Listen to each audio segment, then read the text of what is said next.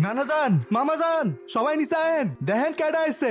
কত বড় ফাউল, ওখানে দাঁড়িয়ে ও চিৎকার চেঁচামেচি করছে। কি ব্যাপারটা কি? তুই ষাঁড়ের মতো চিল্লাচ্ছিস কেন বাড়ির সামনে দাঁড়িয়ে? কি হলো, তুমি এখনো যাও নাই? তোমাকে না বললাম ভেতরে যাও।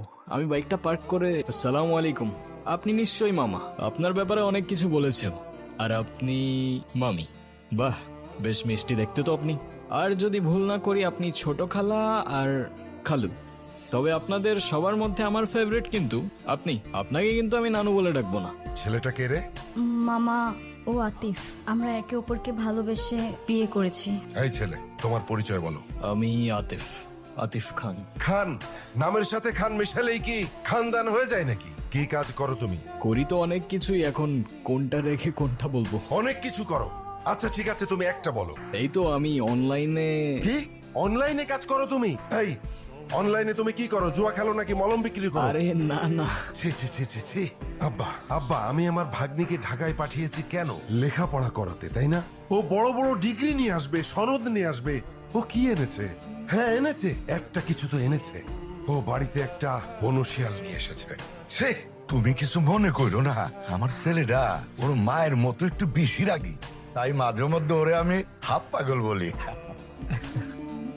দেখলেই বোঝা যায়। নানু ভাই, তোমরাই তো চেয়েছিলে আমি বিয়ে করিনি, তাহলে এখন কেন সরগর পাকাচ্ছ? হ্যাঁ, আমি তোমাদের পছন্দ মতো বিয়ে করিনি, তাই বলে আমার জামাইকে এইভাবে অপমান করবে? এটা কিন্তু একদম ঠিক হচ্ছে না নানু ভাই। বাদ দে তো, এইসব একটু একটু হয়।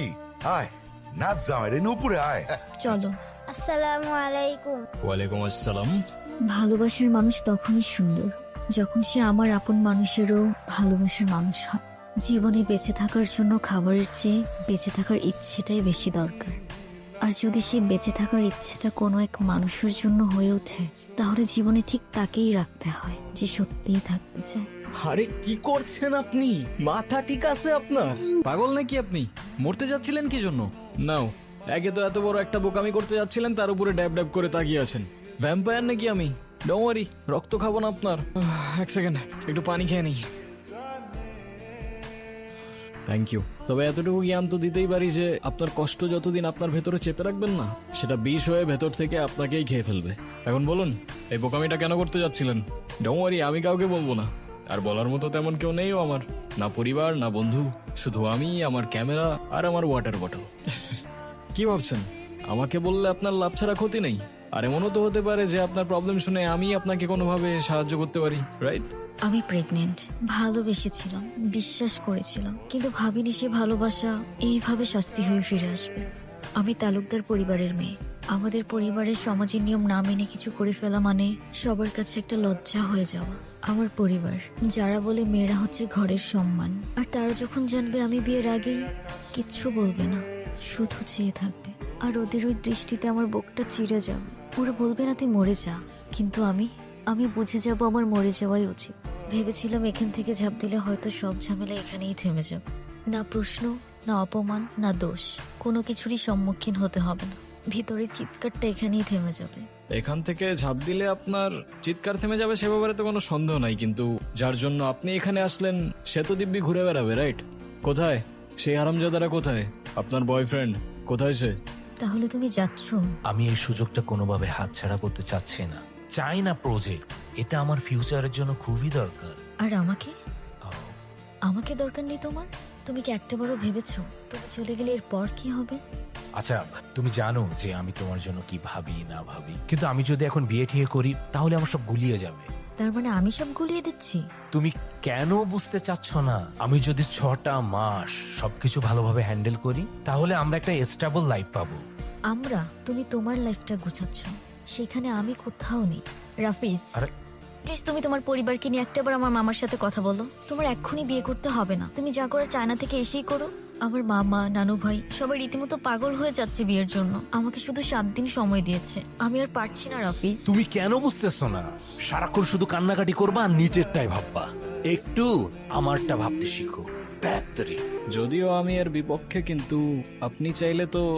একজন মায়ের পক্ষে নিজের সন্তানকে মেরে ফেলা এতটা সহজ না। তার হৃদস্পন্দন, তার প্রাণ এখন আমার শরীরে। আমি কিভাবে থামিয়ে দিব সে প্রাণ? বুঝলাম। আর তাই তো সেই প্রাণের সাথে সাথে নিজের প্রাণটাও থামিয়ে দিচ্ছিলেন, রাইট? হ্যাঁ, চেয়েছিল, কারণ আমি নিজের পাপের বোঝা নিজে বইতে পারবো। কিন্তু আমার সন্তানের দিকে কেউ আঙুল তুললে আমি সহ্য করতে পারবো না। সবই বুঝলাম, কিন্তু এটা মনে রাখবেন যে আপনার ভুলের প্রায়শ্চিত্ত না সেই নিষ্পাপের জীবন দিয়ে হবে আর না আপনার জীবন দিয়ে। It is what it is. জীবনের এই মুহূর্তে এসে আমি সত্যিই জানি না আমার কি করা উচিত, কোথায় যাওয়া উচিত। তাহলে আমি বলবো আপনি বাড়িতে চলে যান, কারণ সেটাই হবে যেটা আপনার তাকদিরে লেখা আছে। না না, আমি বাড়িতে যেতে পারবো না। বাড়িতে গেলে আমার ওদের পছন্দ মতো বিয়ে করে নিতে হবে, যেটা আমার পক্ষে সম্ভব না। আপনি কি কিছু বলতে চাচ্ছিলেন? আরে প্রবলেম নাই, বলে ফেলুন না। আপনি আমাকে বিয়ে করতে পারবেন? হোয়াট? সত্যি না, মিথ্যে। আরে বুঝাই বলেন না, আমি কিছু বুঝতে পারতেছি না, মাথায় ঢুকতেছে না কিছু আমার। ধরুন আমি আপনাকে স্বামী সাজিয়ে আমাদের বাড়িতে নিয়ে গেলাম, কিছুদিন পর আপনি ওখান থেকে চলে যাবেন। তখন তো আমার সন্তানের পরিচয় নিয়ে কেউ প্রশ্ন তুলতে পারবে না। তারপর রাফিজ যখন আসবে তখন বিয়ে করে নেব। সরি, আমি আসলে বুঝতে পারছি না আমি কি বলছি না বলছি। আপনি কেনই বা আমার জন্য এত কিছু করবেন? সরি। আচ্ছা চলেন, আপনার জন্য মা হবেন না আপনি, একজন মায়ের জন্য এইটুকু তো করাই যায় বলেন। চলেন, আসেন আসেন, আর ভেবে লাভ নেই।